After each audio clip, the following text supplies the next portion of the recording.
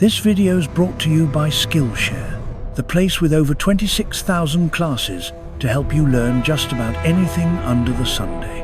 Alright, let's talk about the Boeing 747.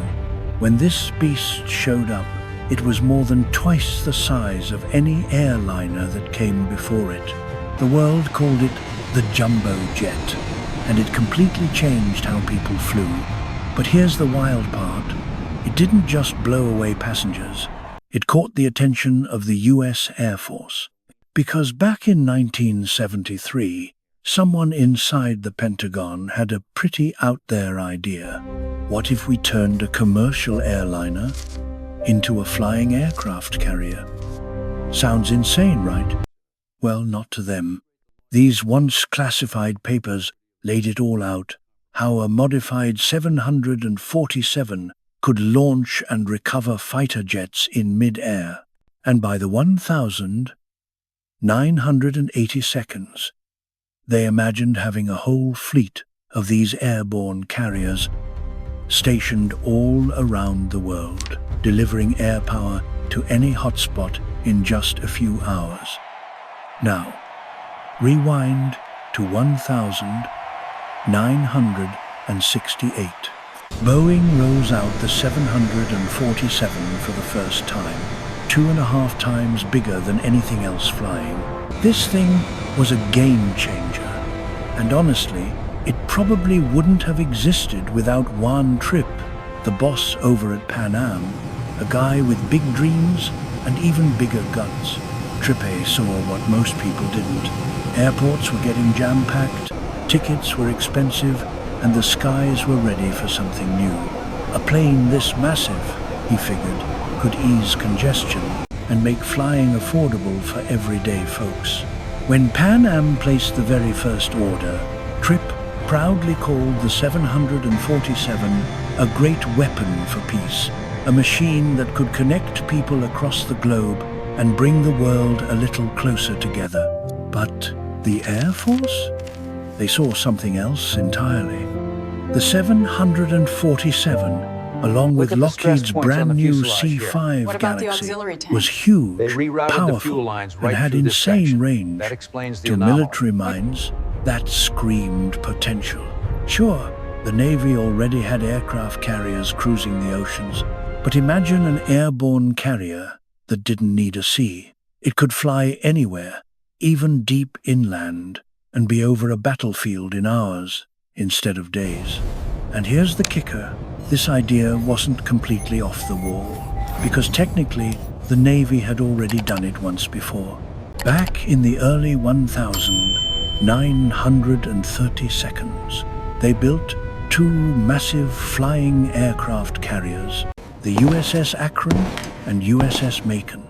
These things were monsters, the size of battleships, run by a crew of 60 and armed with 8 machine guns. Each one was just a few meters shy of being the biggest flying object ever built. But they weren't just big balloons. They were scout airships designed to carry up to 5 tiny planes inside, called parasite fighters. A trapeze rig hanging under the airship could drop or recover these planes mid-flight. Yeah, pilots literally hooked onto a moving airship. It actually worked. The fighters did their job. But the airships? Not so much. Both were destroyed in bad weather just a few years later. That disaster basically killed the airship era, but not the dream of a flying carrier.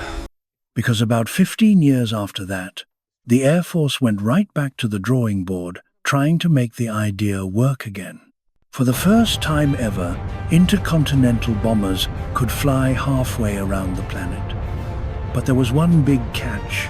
Their fighter escorts couldn't keep up. So the Air Force starts thinking, what if the bombers just brought their own bodyguards along for the ride? Sounds clever, but there's a problem. If you strap a full-sized fighter jet underneath a bomber, the drag's gonna eat up your range faster than a V8 burns gas. So they went back to the drawing board. The answer? Build a fighter so small it could fit inside the bomber's bomb bay. And that's exactly what they did. Meet the world's tiniest fighter jet. This little egg-shaped rocket was barely big enough for the pilot and the engine. The plan was for the giant B-36 Peacemaker to carry 1, 2, sometimes even 4 of these mini fighters, depending on the mission. Now, here's the crazy part. The mothership system actually worked, but the baby fighters, not so much. These things were so twitchy in turbulence that test pilots only managed to dock 3 times, ever. It was like trying to thread a needle while riding a roller coaster. After a few heart-stopping near misses, even the bravest test pilots said, "Yeah, maybe let's not." Still, the brass wasn't ready to quit. In the 1,950 seconds, they tried another angle, literally. They hooked full-size fighters to bombers by their wingtips using a kind of mechanical coupling system. The idea was genius on paper. Link the wings, share fuel, and extend the range of both aircraft, basically turning them into one giant flying glider. But in practice, it was a nightmare. Docking at high speed with wings just feet apart was so risky, it made mid-air refueling look like a walk in the park. A couple of successful hookups did happen, but it was never stable enough for real missions. Eventually, the Air Force just said, "You know what? Let's stick to aerial refueling." By the mid-50 seconds, tanker planes, like the KC-97 and later the KC-135, made it simple, safe, and way cheaper to just top off fighters in mid-air. Problem solved. Or so they thought. Because by 1973, the game had changed again. Now you had aircraft like the Boeing 747 and the Lockheed C-5 Galaxy, massive, powerful machines with enough muscle to carry, launch, and even recover other jets in flight. These weren't your granddad's bombers. These were flying skyscrapers. So the Air Force dusted off the old idea one more time and called up Boeing. "All right, show us what you've got." And Boeing came back swinging. Their proposal centered around the 747, mostly because it had better range, higher cruise speed, and well, it just looked right for the job. Here's how it would have worked. Inside the 747's pressurized cargo hold, Boeing designed racks for 10 specialized mini-jets, nicknamed microfighters. Each fighter hung from an overhead conveyor rail, like cars on an assembly line. When needed, the system could roll one down into one of 2 launch bays, drop it out into the sky, and, in theory, pull it back in later once the mission was done. It was like something straight out of Star Wars, but a decade before Star Wars even hit theaters. Honestly, you have to give them credit. The idea was bold, futuristic, and very, very American. Go big or go home, right? So here's how this thing was supposed to work. When it was time to launch a fighter, a set of mechanical arms would lower it into a launch bay, kind of like an elevator for jets. The bay would seal shut, depressurize, and then, boom, the little jet would drop out and take off into open sky.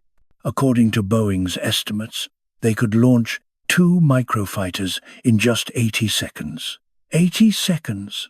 That's faster than it takes to microwave a Hot Pocket. And getting them back in? That was the tricky part.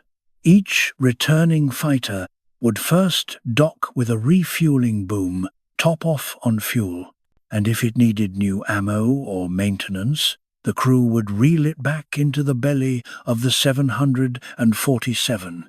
Inside that airborne carrier, the crew could refuel, rearm, and relaunch one of these tiny jets in about 10 minutes flat. That's NASCAR pit stop speed in the sky.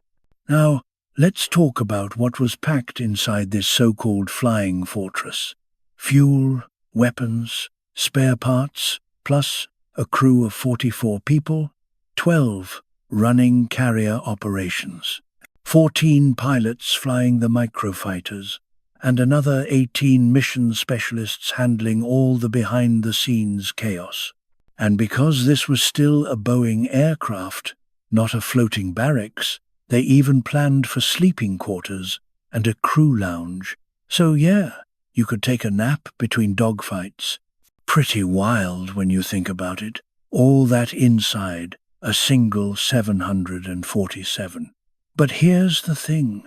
The real challenge wasn't the carrier, it was the fighters themselves. These microfighters had to be ridiculously compact, about 5 meters across and weighing roughly a third of a normal jet fighter. Each one carried two 20mm cannons and could be armed with air-to-air missiles or small bombs. Boeing claimed these little buzzsaws could go toe-to-toe with something like a MiG-21, the backbone of the Soviet Air Force. Honestly, that's a bold claim. I mean, maybe in theory, but against a MiG screaming at Mach 2, you'd want more than optimism and a good paint job. Still, on paper, the concept sounded incredible. A fleet of airborne carriers, each carrying 10 fighters, supported by aerial tankers and radar aircraft. They could deploy from any airfield, big enough for a 747, and be anywhere on the planet within hours. Compare that to a Navy carrier group that takes days or weeks to steam across an ocean. Yeah, the Air Force thought they were sitting on something big. But of course, and you saw this coming, it never happened. Not a single 747 aircraft carrier was ever built. Because in the end, it takes a whole lot more than a 60-page concept study to make a flying carrier actually work. Boeing's engineers were confident. They said, with a few more years of R&D, these things could be operational by the late 1980 seconds. But the Air Force didn't bite. By that point, air combat was changing fast. Missiles were getting smarter, jets were getting faster, and dogfights were becoming more about radar and range than about who could launch from inside a plane. And honestly, even if they'd built it, those microfighters would have aged like milk. By the time the late 80 seconds rolled around, fourth-generation fighters like the F-15 and F-16 were completely rewriting the rules of air combat. Any tiny jet from the 70 seconds would have been totally outclassed, like bringing a knife to a gunfight. Still, you can't help but admire the audacity. Only in the 1970 seconds could someone look at a passenger jet and think, yeah, let's turn that into a flying aircraft carrier. It's the kind of idea that's a little nuts, but just crazy enough that part of you wishes they'd actually tried. But here's the thing. The Air Force isn't done dreaming about flying carriers, not even close. Over the next few years, the Department of Defense is planning to roll out a brand new version of the concept. Only this time, it won't be fighter pilots